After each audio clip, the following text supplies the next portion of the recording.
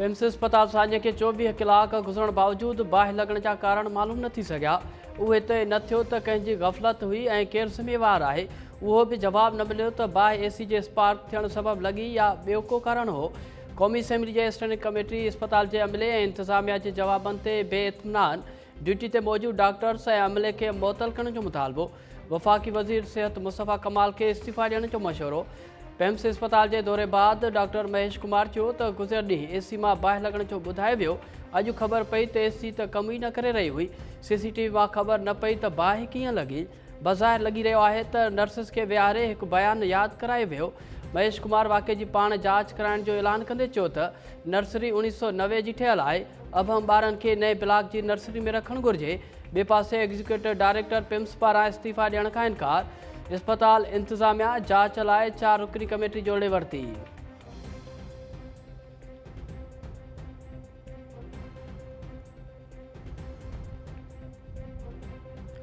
PIMS साञे ते वज़ीर आज़म जी जांच कमेटी अस्पताल जी नर्सरी जे अमले खां लिखत में बयान घुराए वरिता। नर्सरी जो CCTV रिकॉर्ड तहवील में वरितो वियो। ज़रियनि मूजिबि कमेटी CCTV जो जाइज़ो वरितो। बाहि जे कारणनि जा इंतिज़ामिया जे बयान ऐं CCTV वीडियोज़ जी भेट कई। पिम्स हेल्थ मैनेजमेंट अमले खां पुछागुछा कई वई।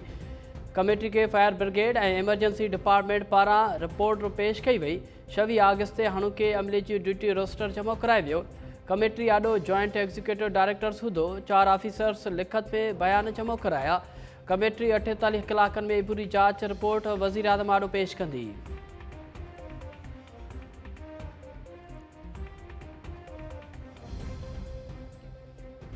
पिम्स अस्पताल वटि फायर सेफ्टी जो NOC मौजूदु हो। Islamabad health care regulatory authority पारां अस्पतालुनि, लेबॉर्ट्रीज़ ऐं क्लिनिक्स खे फायर सेफ्टी इंतज़ामनि खां सवाइ लाइसेंस ॾियण जो निकशाल।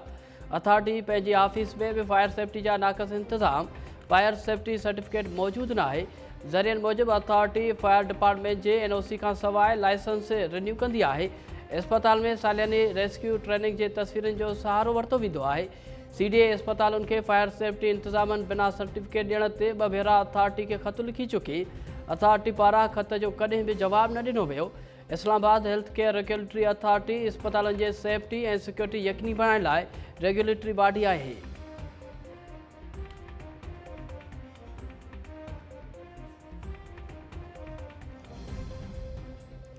पिम्स अस्पताल साञे में फोत थियल 14 ॿारनि जा लाश वारसनि हवाले। कुझु वालदीन पारां एहतजाज कंदे ॿारनि जी सुञाणप लाइ DNA टेस्ट कराइण जो मुतालबो। वारसनि चयो त सुञाणप करण खां सवाइ ॿारनि जा लाश ॾिना विया। साञे जी जांच लाइ जुडिशियल कमीशन जोड़ण लाइ इस्लामाबाद हाई कोर्ट में दरख़्वास्त दाख़िल कई वई। इस्लामाबाद हाई कोर्ट जे जज या सेशन जज ते ॿधल अदालती कमीशन जोड़ण जी इस्तदा।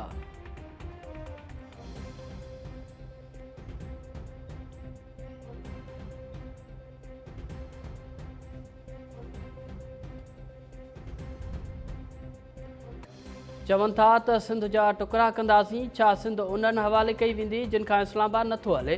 9 सूबनि जे मामले ते PTI जो मौक़िफ़ चिटो आहे। सूबनि बाबति फ़ैसिलो अवाम ऐं ऐवाननि खे करणो आहे। जाली मैंडेट रखंदड़ हुक्मराननि खे उहो अख़्तियार नाहे त रियासत जी शिकिल तब्दील कंदड़ फ़ैसिला कनि। PTI जे मरकज़ी अॻवान सलमान अकरम राजा जी कराची में प्रेस कॉन्फ्रेंस। सलमान अकरम राजा चयो त 27 सितंबर ते किरोड़े माण्हू ॿाहिरि निकिरनि त हीउ निज़ाम बोरा बोरा थी वेंदो। वॾे वज़ीर सोहेल आफरीदी अवामी राब्ता मुहिम जे सिलसिले में जल्द सिंध ईंदो ऐं 27 सितंबर जे एहतजाज लाइ पैगाम ॾींदो।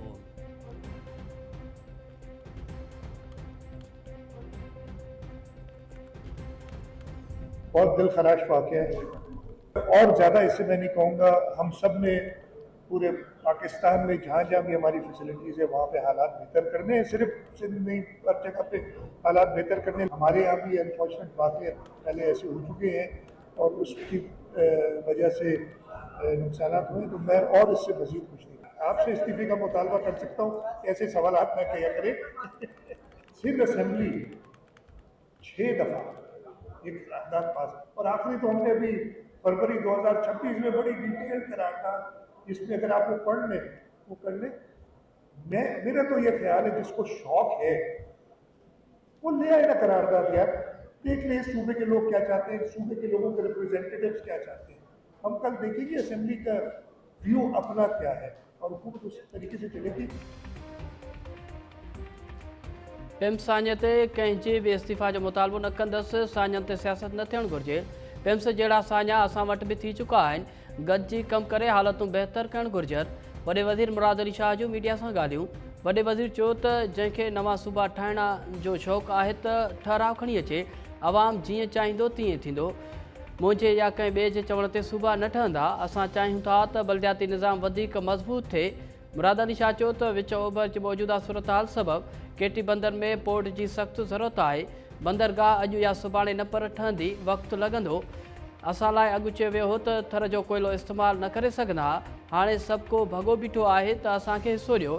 केटी बंदर में पोर्ट ठहणु शहीद बेनज़ीर भुट्टो जो ख्वाबु हो।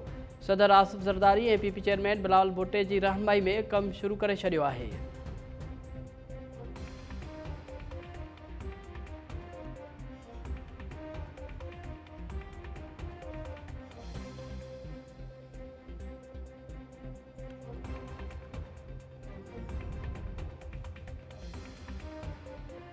हादसा कॾहिं ॿुधाए न थींदा आहिनि। सियासत जे वफ़ाक़ी वज़ीर पाण खे हिसाब लाइ पेश कयो आहे। कानून जे वफ़ाक़ी वज़ीर आज़म नज़ीर तारड़ चयो आहे त सुभाणे ताईं ब्यूरो कमेटी जी रिपोर्ट ईंदी ऐं घणियूं शयूं वाज़े थी वेंदियूं। कमेटी ज़िम्मेवारनि जो पतो लॻाईंदी। इंसानी जानियूं ज़ाया थियण जो को बि अज़ालो न आहे।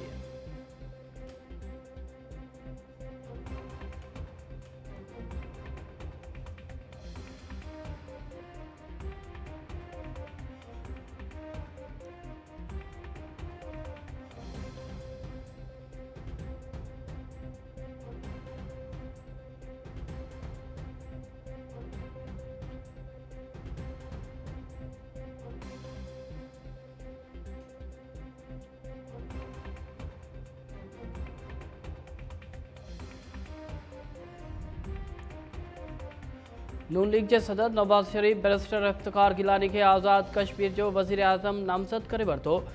नवाज शरीफ इफ्तिकार गिलानी के वज़ारत उज़्मा लाइ नामज़दगी जमा कराइण जी हिदायत करे छॾी।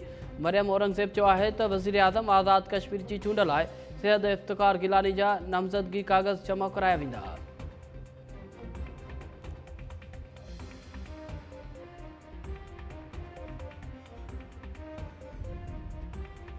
पाक ईरान वापार जारी है। पाकिस्तान तेहरान खिलाफ़ एक तरफ़ी पाबंदियुनि ते अमल जो पाबंद न आहे। फील्ड मार्शल आसिफ मुनीर जो ईरान दौरो सदर ट्रंप या अमेरिका के नुमाइंदे की हैसियत में न हो। फील्ड मार्शल जो ईरान दौरो पाकिस्तान के जारी सफ़ारती कोशिशुनि जो हिस्सो हो। फील्ड मार्शल ईरानी अख्तियारनि सां ख़िते में शिकतान के ख़ात्मे ते ॻाल्हियूं कयूं। परॾेही तर्जुमान ताहिर इंदिराबी की हफ़्तेवार ब्रीफिंग। परॾेही तर्जुमान चयो त पाकिस्तान ख़िते में शिकतान के ख़ात्मे लाइ बिरादर मुल्कनि सां राब्ते में आहे। पाकिस्तान जूं कोशिशूं ख़िते में अमन इस्तेकाम ऐं हुरमुज़ लंघ के ॿीहर खुलण लाइ आहिनि। ईरानी क़यादत पाकिस्तान जे किरदार जी वाखाण कई आहे। परॾेही तर्जुमान चयो त पाकिस्तान अफ़गानिस्तान सां रियासती सतह ते ॻाल्हियुनि लाइ तयारु आहे। अफ़गानिस्तान खे यकीन ॾियणो पवंदो त संदसि सरज़मीन पाकिस्तान के ख़िलाफ़ दहशतगर्दी लाइ इस्तेमालु न थींदी।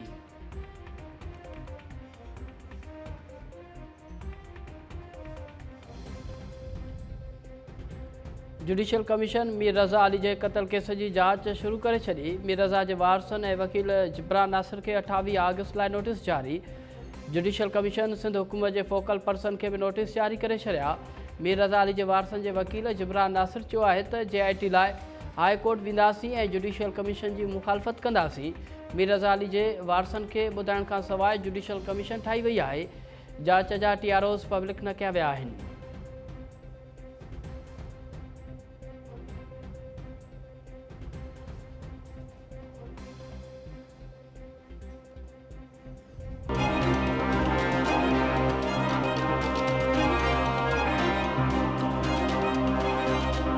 गवर्नमेंट के कलाए केड़ी सुजागी थी कणक खपे तो मार्केट सां खणो।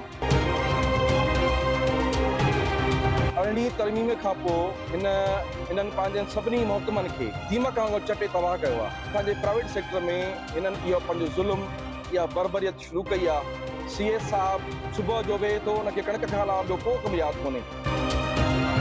हिकिड़ो इंस्पेक्टर जंहिंजी उनजी का ज़ाती कणक त कोन पई असांजे मिलनि जे अंदरि, असांजे पंहिंजे पैसनि जी कणक वरितल पई हुई। तव्हां जेका इहा करप्शन था कयो, अरबे रुपया तव्हांजो हिकु इंस्पेक्टर जेको 50 करोड़ ठाहे 5 करोड़ जी गाड़ी ते घुमे थो, इहो तव्हां बेनकाब थींदव। करोड़ रुपए जो माल खणी आया, को बि बिल बि कोन्हे को, ऐं रहंदो उन खां वरी ॿीहर माल खणी जीअं फुर धाड़ो हुजे ईअं हिननि माना अहिड़ी फुर दर मचाई आहे। ऐं Sindh Balochistan rice millers and traders association पारां खुराक खाते जे ज़ियादतुनि ख़िलाफ़ नसीराबाद में इंडस हाईवे ते शामियानो लॻाए थियणो, ट्रैफ़िक मुअतल। असद एजाज़ तुनियो, न्यास ॿेड़ो, हाशिम चांडियो ऐं ॿियनि चयो आहे त खुराक खाते जा अमलदार कणिक बि खणी वञनि था ऐं केस बि असांजे मथां दाख़िल कनि था। हाणे नाइजाइज़ियूं बर्दाश्त न कंदासीं, जेसिताईं मुतालबा न मञिया वेंदा धरणो जारी रहंदो।